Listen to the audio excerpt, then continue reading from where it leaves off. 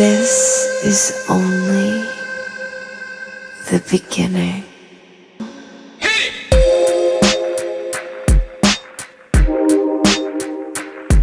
Welcome to another edition of Crypto with Kamal here on YouTube.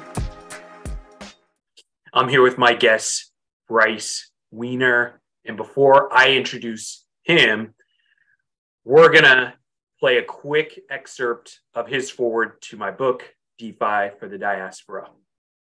Foreword by Bryce Weiner. My dad is my hero, and from a very young age, he instilled in me a respect for service to others as a function of the privilege we enjoyed. For most of my adult life, I've worked to use my station to uplift and empower those who do not share my luck of birth. I learned how to code as a child in the late 80s, spent 15 years as an employee of everything from small businesses to Fortune 500 corporations, and for the last decade, I've developed, monetized, and analyzed hundreds of cryptocurrencies and Layer 1 blockchains.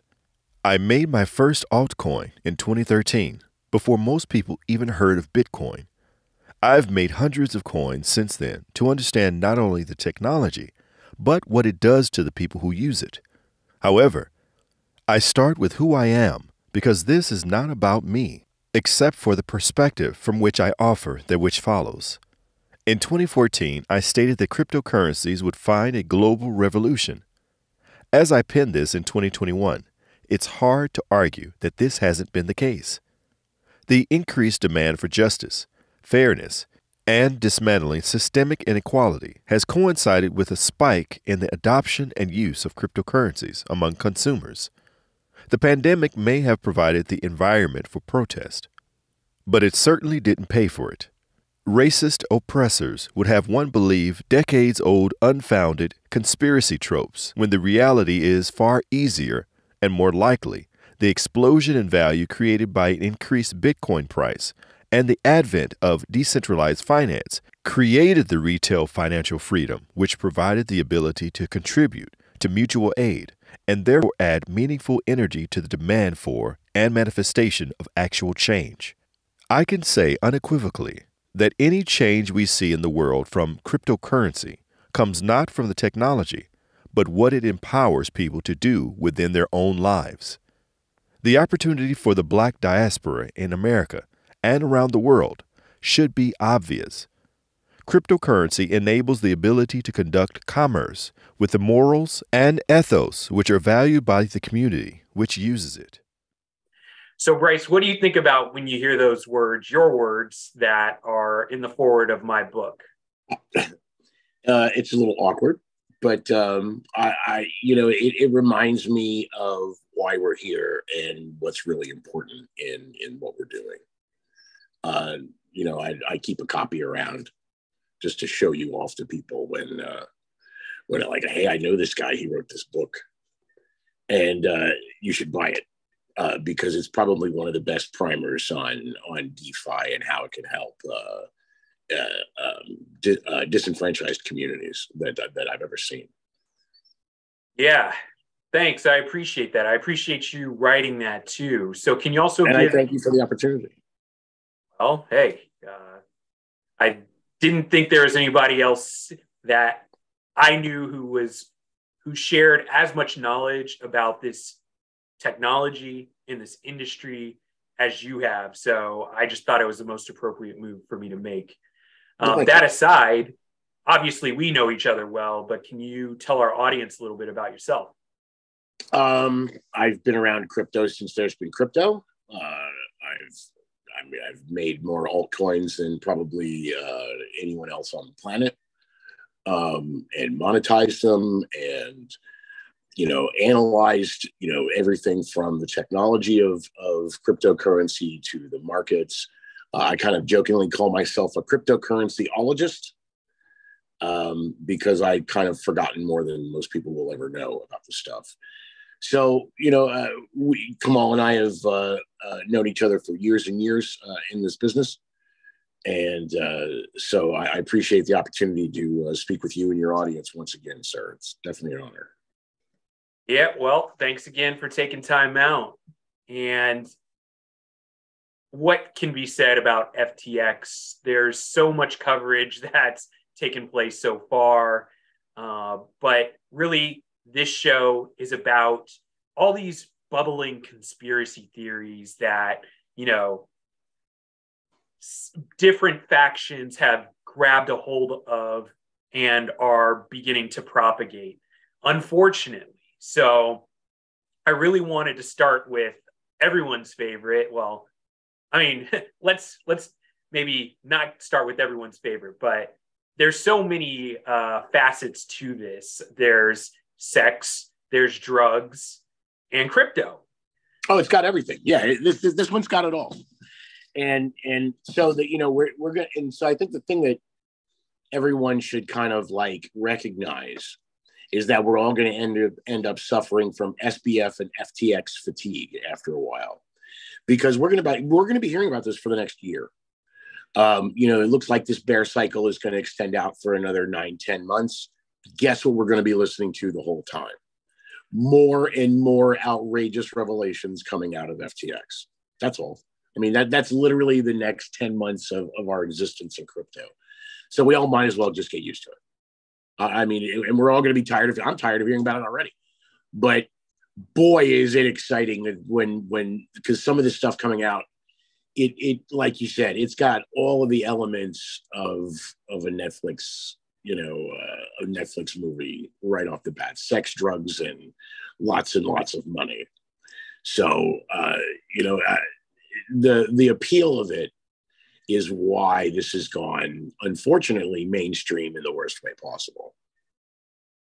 Yes, you're right. I think crypto's collapse is definitely this cycle's collapse is definitely going to be attributed to SBF and solely him. Oh yeah, he's going to own it. Yeah, and it's not, because it's, when we talk about how everything started, it was Duquan. And there's a lot, when you talk about conspiracy theories, the first one is, how did this all start? And there's been a lot of effort to try and pin this on SBF from way back in April of this year, when things really started to go, pear-shaped. And that's a mistake. That is absolutely a mistake, and it's factually incorrect. SBF did not convince Duquan to raid the Terra treasuries. Luna collapsed because Duquan stole that money. And then as a result, 3AC collapsed. And then FTX went stop hunting on 3AC's orders, shorting them all the way into the floor. And so FTX picked up contagion. And then on top of just picking up natural contagion, they ended up being who they are. So it was like, and it was the destabilization of Luna and 3AC that sort of started to get the whole house of cards over at FTX teetering on a precipice. And then, CZ just yelled, fire. And then, there's this video circulating that I love from The Office, when it's, today's smoking is going to save lives. And every time I watch it, I just die laughing, because that is exactly what happened in these markets. Just tossed a cigarette into a trash can and went, oh, look, a fire. Yeah, I caught that video. I think maybe just for the sake of the audience, let's take a step back. We know what a lot of these abbreviations are, but some people don't. FTX, when people hear FTX, all that was the name of the exchange. I don't know what FTX actually stood for, other than, I don't know. Who knows? Yeah. But when we're talking about SBF, we're talking about Sam Bankman-Fried, the CEO, and it's important because in the documents that just came out this last week that were filed with the bankruptcy courts, it's important to note that when we say SBF and Sam Bankman-Fried, he owned 90% of every company we're talking about, be it Alameda Research or FTX, the exchange arm, and he was CEO of FTX. So, when we say SBF, he is where the buck stops. There's no arguing that there were other people that had any sort of executive authority other than him, because he owned everything. And they didn't have any board meetings. So, you know. They were an LLC. I'm not sure what they were, but they didn't have any board meetings. Yeah, they didn't have any board meetings at all. They kept no corporate records. They don't even have a list of employees. Like, there's literally no documentation inside this company whatsoever. And Enron had better accounting. Okay, so you also mentioned Do Kwon. Can you tell folks who Do Kwon was? So Do Kwon is a Korean gentleman who was the leader of the Luna protocol. And he there was a stable coin that was backed by BTC. And so the whole point of it was, you know, you buy BTC, you put it in a stable coin, then suddenly your BTC is worth more, and then you buy more, et cetera, et cetera. Great plan, except he stole all the money. So all of the Bitcoin that was supposed to be bought off the market and held is gone. So with that being said, you know, it was just straight theft. Like, he's wanted by the authorities in South Korea for those things, and he's literally on the run from the police. I think he's hiding in Europe somewhere and doing podcasts. Like, he was just on some show doing a podcast with Mark Shkreli, and it's like, these people are crazy. They have no, you know, they have no sort of self-awareness whatsoever. So, you know, Do Kwon is a crook that earlier this year began the collapse of the crypto markets by literally stole the Bitcoin and then dumped it on the markets. And that's what crashed the price. I mean, that's literally what did it. And we can look at it. We can see it on the blockchain. We can trace it directly from the Luna accounts to exchanges. Like, and like, he was just utterly shameless. There was no effort to hide it whatsoever. Just completely liquidated all the BTC that was there and kept the money. So that $8 billion hole, and you notice the $8 to $10 billion is the number that keeps rolling around, because it created a black hole. Suddenly markets collapsed, and options and futures markets collapsed, and people lost millions and millions of dollars, including hedge funds, which is one of the other abbreviations I mentioned was 3AC. Three Arrows Capital was a hedge fund that was invested in Luna. So when it collapsed, 3AC was over leveraged and it collapsed. So that's what we call contagion. When we have one financial institution which has a critical failure and it has a cascade effect on all of its business partners. So then Three Arrows Capital collapsed. And in these, you know, times of market turmoil, if you are a shrewd sort of market participant, you can make money by pushing a collapsing company over the edge. And that's what FTX did. So when Three Arrows Capital started to teeter on the edge of a precipice, FTX started making money, poking at them and pushing them over the edge. Turn around 6 months later, FTX had that same scenario happen to them because they began to teeter on the edge. And then Changpeng Zhao, the CZ, the CEO of Binance Exchange, the largest in the world, started to poke at him, and it pushed them over the edge. And FTX is probably where the contagion stops. This was a clique of individuals. Bitcoin is very cliquish. This was just one clique in high school. This was like if the jocks, you know, all got suspended all at the same time for doing something stupid. The high school still happens. Everyone else still goes on. All of the other extracurricular activities are still there, but there's no football season. That's kind of what happened with FTX. So it just took out one section of the market, and we just have to wait to see how far that sort of spreads. Right. I appreciate that background. And really what that does is that puts us at a fork in the road where a lot of people say, hey, this whole thing that happened with FTX was a deep state psychological operation, PSYOP, right?